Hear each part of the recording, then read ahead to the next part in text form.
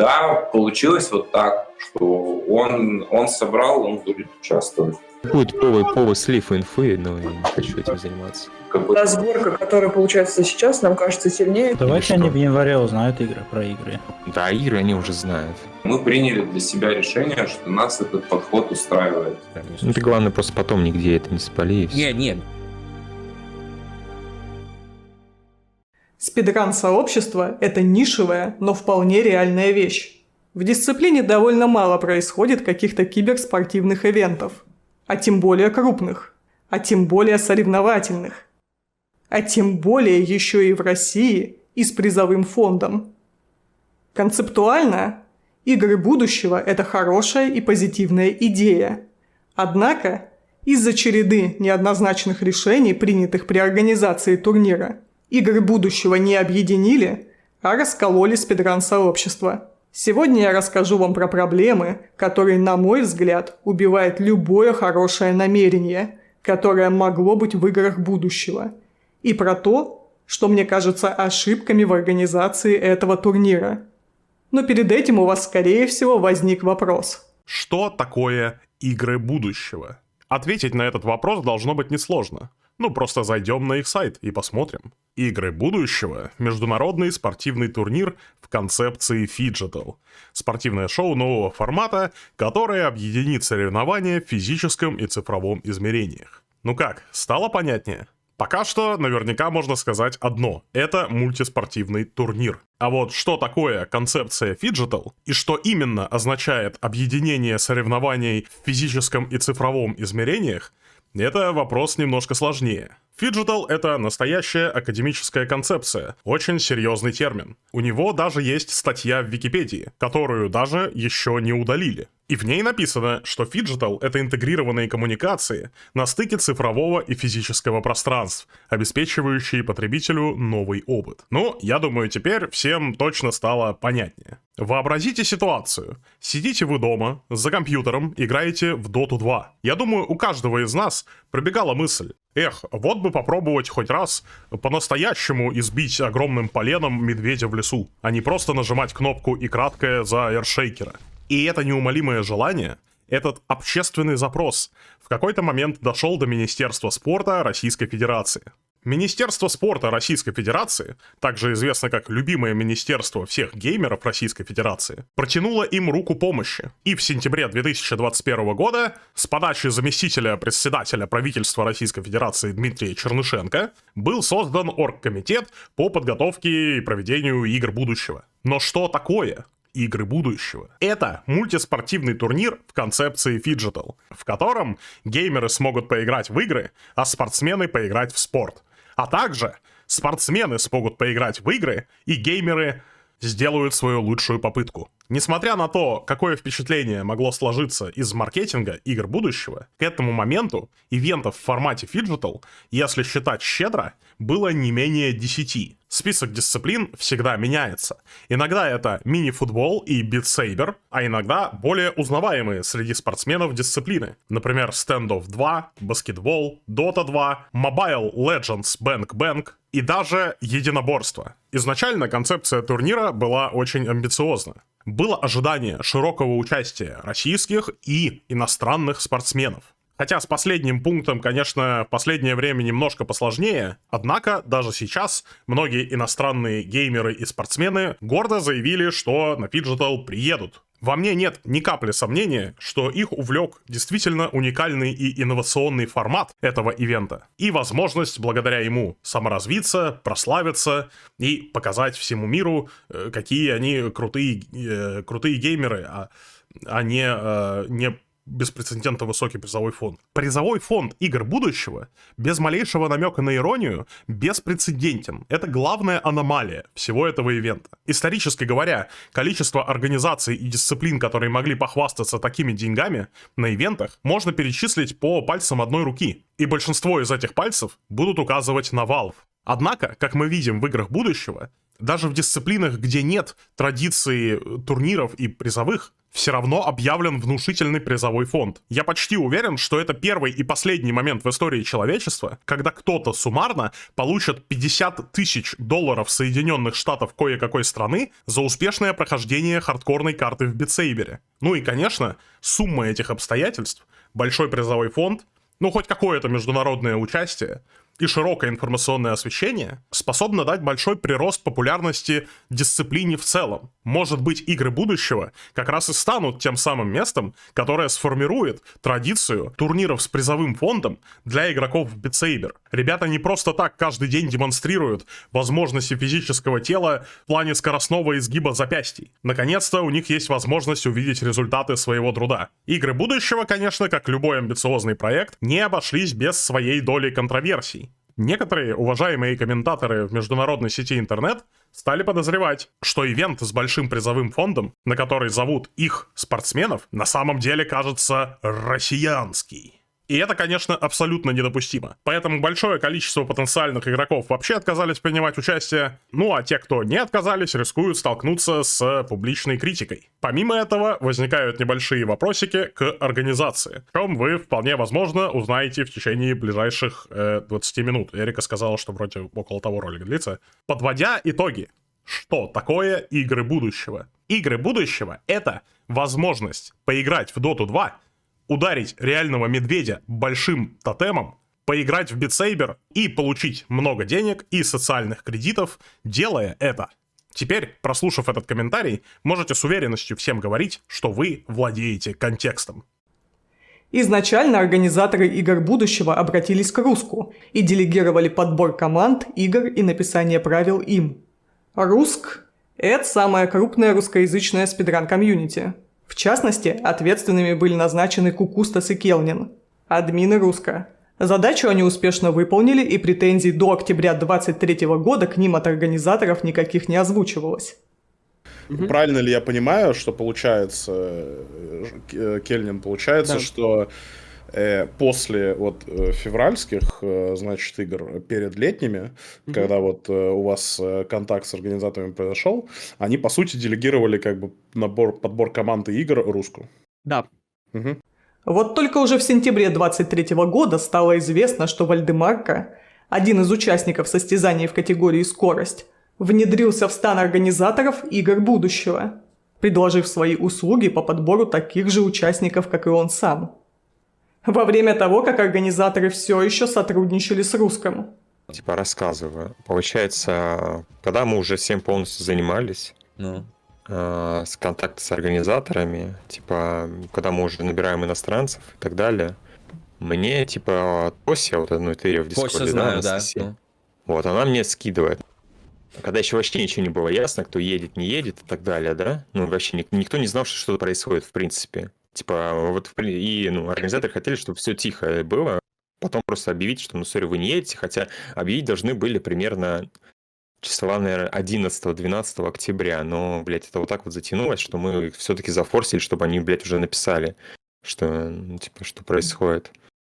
При работе с Руском организаторы дали им понять, что раз они принимают участие в организационных моментах, участвовать как игрокам им нельзя. Однако в Вальде таких условий поставлено очевидно не было. Я еще тогда, по причине того, что помогал организаторам, я не мог участвовать в самих этих играх, чтобы не было конфликта интересов. Да, это было озвучено кем-то? Это было озвучено организаторами. да? Да. Ага. То есть, и поэтому я не участвовал в этих играх, я не записан, не был ни в какой команде, хотя у меня была такая возможность. Но мне сказали, типа, вот вы нам помогаете, чтобы там не было каких-то претензий, вы не участвуете, типа. Само собой налицо конфликт интересов. Сам по себе доступ к принятию решений на спортивном ивенте дает тебе неадекватное преимущество над остальными участниками, даже если ты не собираешься этим преимуществом пользоваться. Это все равно недопустимая ситуация. То есть я правильно понимаю, что он участвует? То есть он как участник... Все так. Да, он уже подписывал там что-то договор уже, все там, тебя видео снимал. Это просто как-то плохо коррелирует с тем, что вот Кельнин рассказывал, что им, когда они с Кукустасом этим занимались, непосредственно организаторы сказали, что вам тогда лучше участниками не быть. Как так получается сейчас, не очень ясно. Не знаю. Необходимо отметить, что Руск – открытое сообщество, без каких-либо требований к участникам.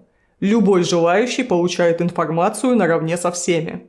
Участвовать в ивентах может также любой желающий. Speed Russians – это закрытое сообщество под предводительством Вальдемарки, продвигающее себя и своих участников, с требованиями, которые необходимо соблюдать. По итогу, как только Вальдемар получил полномочия заниматься составами, из всего 24 слотов на эту дисциплину как минимум 11 было отдано участникам Speed Russians, а в реальности еще несколько – тем, кто так или иначе имеет отношение к тусовочке. И если быть точнее, 10 слотов отошли членам Speed Russians и 1 подруге его девушки, не имеющей отношения к дисциплине. Совсем. Самое тошное, что Вальда с организаторами делают вид, что новая сборка объективно сильнее, чем предыдущая. Та сборка, которая получается сейчас, нам кажется сильнее, чем та, которую предложил Руск оставить с лета. Давайте разберемся. По каким же критериям мы будем оценивать участников? Ну, извините, типа, но у нас как бы набор все-таки медийных людей. А не слишком ли много из тех, кого ты позвал, состоящих в твоем сообществе, не соответствует этому критерию? И это с набитой рейдами статой, где они перекидывают зрителей между своими. И даже так они не очень-то превосходят остальных. И в основном не превосходят и близко. Среди отсеянных полно людей с большим средним онлайном. Это смешно, конечно, считать, у кого 1 зритель, а у кого 10, но это всерьез главный аргумент Вальды в слитой беседе. Окей, может тогда достижение, умение, скилл попытаемся оценить?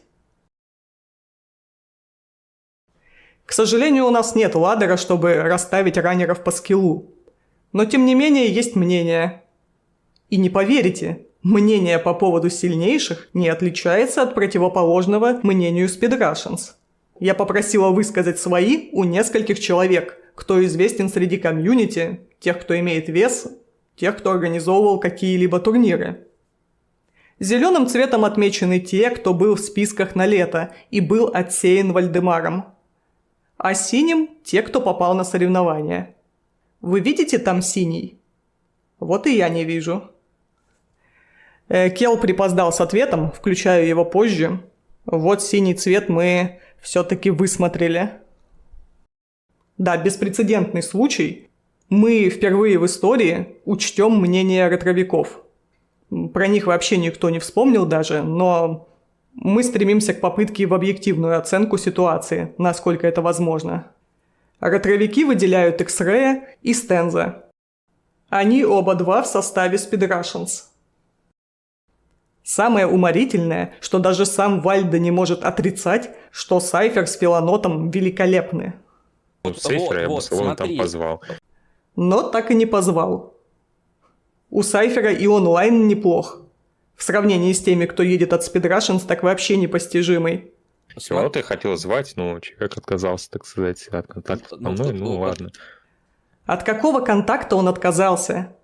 Ты условия какие-то дополнительные там выдвигал? Инвайт присылаешь и все. Что значит отказался? Брехня. И я назову еще один пример, который замечательно демонстрирует то, что в действительности Вальда не искал медийных и скилловых, а искал удобных. Как только стало известно, что организаторов ивента интересует медийность, первый человек, кого мы своей конфой назвали главным претендентом на слот, была Эмилиска.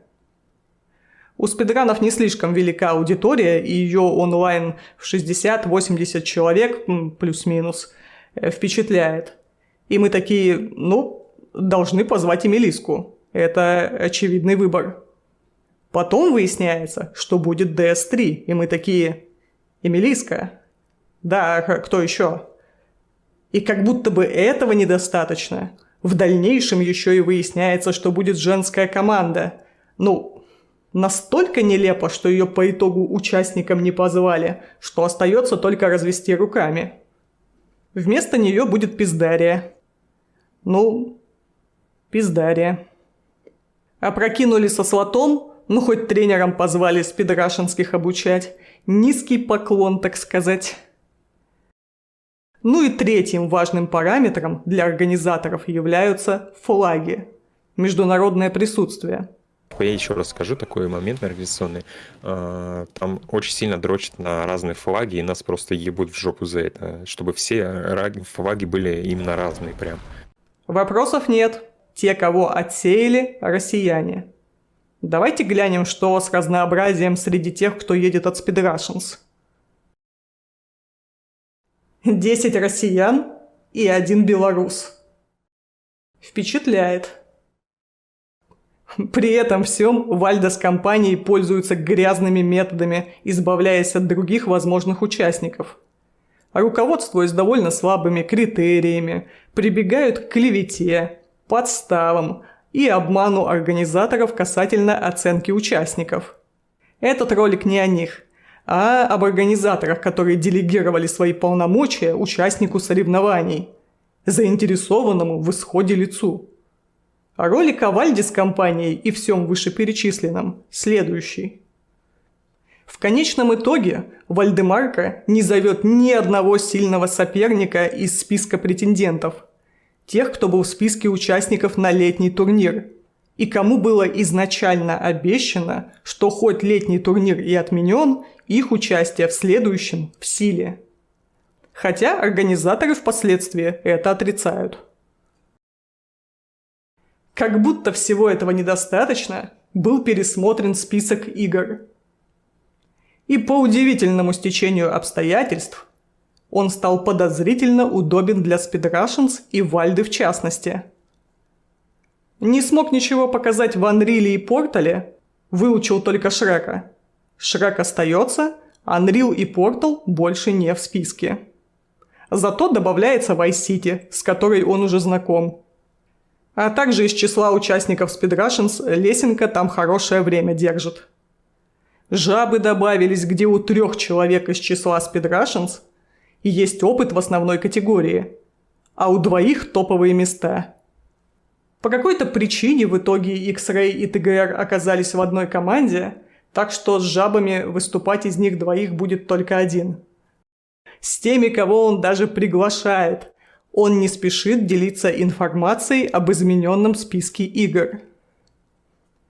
Вот Фроза у меня интересуется на этот счет, когда участники Speed-Russians давно приступили к обучению. Выше представлен скриншот за 6 ноября, и может показаться, что давно это сильно сказано. Дело в том, что скрин сделан, когда Speed-Russians обратили на себя внимание, и люди сопоставили, что их компания подозрительно учит одно и то же. При этом в чатах всячески намекает на то, что знает больше остальных, касательно ивента. В общем, пока все не сложилось в единую картину, никто скрины не делал. Но свидетелей их ранних тренировок предостаточно. Вообще не ясно, когда остальных поставили в известность. Почему тот же Нюк приступил к обучению только 22 января, за 5 недель до старта состязания? Итак, мы наконец-то начинаем наши спидраны. И все с этим связано. И ладно, я подумал и решил, что все-таки надо Battletoads начать. Так как это самое сложное, самое тяжелое, начнем мы, конечно, с просмотра спидрана VR, все дела. Не назвали ли ему игры в последний момент? Особенно учитывая, что в слитой беседе с Вальдой и его подопечными один из них, ТГР, озвучивает весьма интересное предложение. Ну давайте они в январе узнают про игры. Да, игры они уже знают. Не сомневаюсь, что именно так оно бы и случилось, не будь они в курсе того, что мне этот список уже известен. Но тем, кто не в спидран-тусовке, вполне могли не сказать. От кого они узнают? Тут всего 3 варианта остается, и все они для кого-то звучат не очень. Первый, что Нюку реально не озвучили список. Второй, он решил, что ивент не стоит того, чтобы особо к нему готовиться. Третий, обман аудитории, и он все-таки втихаря учил. Интересно узнать у тех, кто был в списке участников изначально, когда. когда им сообщили. Вопрос не касается тех, кого пригласили за месяц на замену отказавшихся иностранцев. А учитывая, кому организаторы доверили договариваться, не мудрено, что отказавшихся приблизительно все. Там не только дело в том, что ЕСА пригрозила отменой, и все иностранцы затряслись. Далеко не в этом. Вот такая ситуация, где организаторы отдали все свои полномочия, без какого-либо контроля, участнику соревнований, и тот поделил все места между теми, с кем пиво пьет, и теми, кого он посчитал выгодным. Итого на этом соревновании, в монументальных кавычках, есть только одна легитимная команда – команда Дога с Мекой, и участвуют они на правах победителей предыдущего фиджитова. Хотя Вальдемарко пытался избавиться и от них, ну, в частности, от Дога. Об этом, опять же, в следующем видео на тему игр будущего. 15 ноября 2023 года мне таки удалось добиться того, чтобы состоялась беседа между нами, мной и Витасом, с организаторами игр будущего, спортивным директором и теми 3 людьми, что были на связи с участниками и претендентами на участие все это время. После того, как она состоялась, нам было обещано, что организаторы подумают, сформулируют позицию и дадут нам более взвешенный ответ после выходных. И за 3 месяца на связь так и не вышли.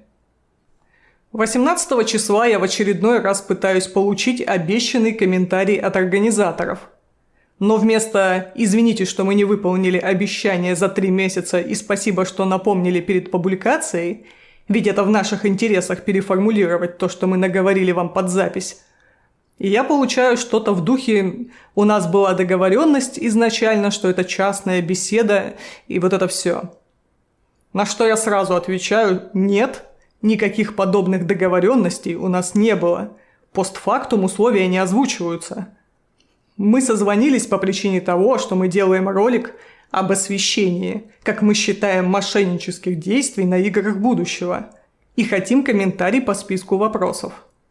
Мы обозначили цель, уведомили, что ставим на запись, и предоставили все возможности сформулировать свою позицию.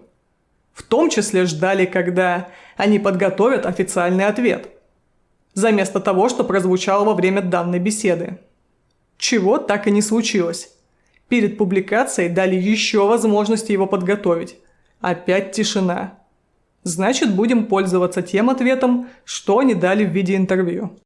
Я хотел бы услышать максимально по возможности предметный ответ.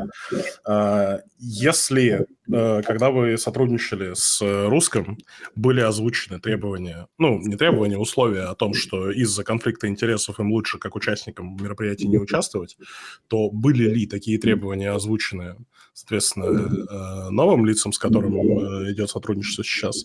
Если нет, по какой причине? Если да, то кем и при каких условиях они им было отказано?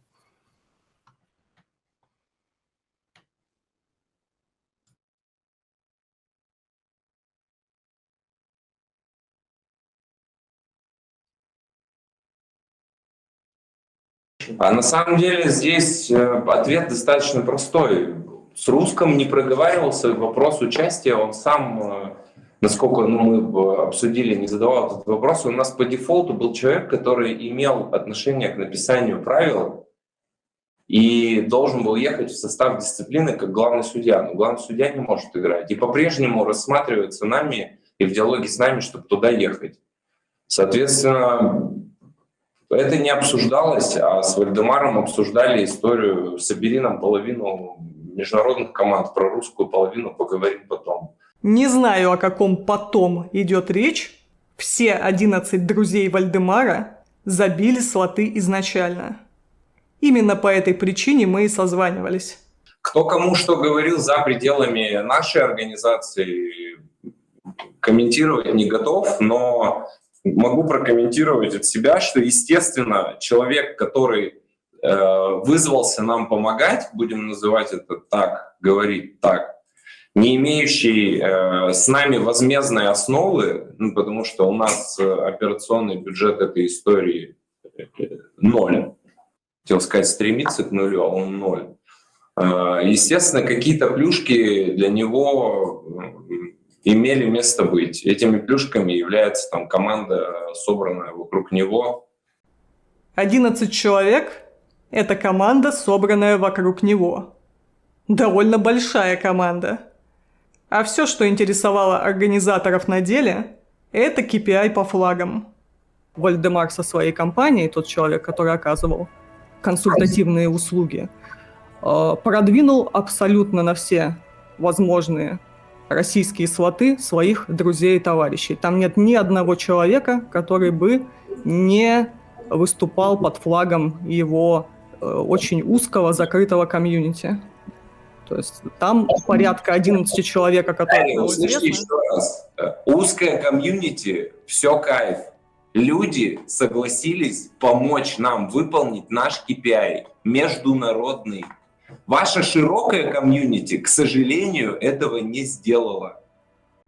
От такого отношения пострадает как само шоу, поскольку туда едет очень слабый состав, так и дисциплина в целом от подобной презентации. Уж не говоря об отношениях внутри сообщества. Я емко своими словами перескажу позицию организаторов еще по паре моментов. Первый их аргумент. Кого бы мы ни взяли, были бы недовольные. Отвечаю. Есть большая разница. Вы, как организаторы, взяли. Или участник соревнований взял себя, всех своих, выбрал соперников и пропихнул свои игры. Это слегка разные вещи, знаете ли. Разные именно потому, что в первом случае нет такого огромного конфликта интересов, как во втором. Опять-таки, независимо от результатов, можно сколько угодно ругаться на Вальду, но он, по сути, взял то, что дали. А давать так много и на таких условиях точно не стоило. Второй момент. Мы принесли деньги в N-дисциплину, а люди не хотят выполнять организационную работу бесплатно. Отвечаю. А чья это проблема, что вам, как организаторам, нужна бесплатная рабочая сила? Это никоим образом не вина комьюнити, которому был вред нанесен по итогу, как и репутации киберспорта в России. На это определенно должен был быть выделен бюджет. Определенно надо провести работу, кому можно доверить эту позицию, а кому нет. Почему кого-то вообще удивляет, что люди хотят оплату за свою работу? При том, что тут немалая ответственность лежит при такой задаче. Что еще? Наша широкая комьюнити отказалась в лице Кукустоса выполнять международный KPI. Ну так были причины? Например, потому что вы к осени уже как полгода мариновали тех ребят, что готовы были ехать. Тех ребят, что полгода готовились. Тех ребят, что обновили железо и девайсы ради участия в вашем ивенте. Тех ребят, которые брали отпуска на обещанный летний турнир. Да, извините, Кукустос действительно отказался собирать им взамен новых. Но опять-таки, это ложная дихотомия. Либо отказываемся от международного участия, либо делаем такую дичь, что дискредитирует весь ивент на корню. Притворяться, что это были единственные два варианта, не нужно. Вам нужна работа? Платите людям деньги. Желательно не из призового. Я абсолютно точно считаю, что Кукустосу не следовало отпускать ситуацию. Было необходимо добиваться от организаторов ответов. А не говорить, что они мне не отвечают. Что-то мне ответили, понадобилось, и вот эта беседа состоялась с ними со всеми. Вальда как-то аудиенции тоже добился. Но главная претензия тут к Стасу, Кукустосу, что он от лица комьюнити не дал комментарий на этот счет. Если ты уж лидер сообщества, то и веди себя соответствующе. Или освободи место. Здесь нет национальных сборных. Команды смешанные. Победит та, которая наберет больше всех очков. Честные и справедливые соревнования, чего так не хватало в спортивном мире.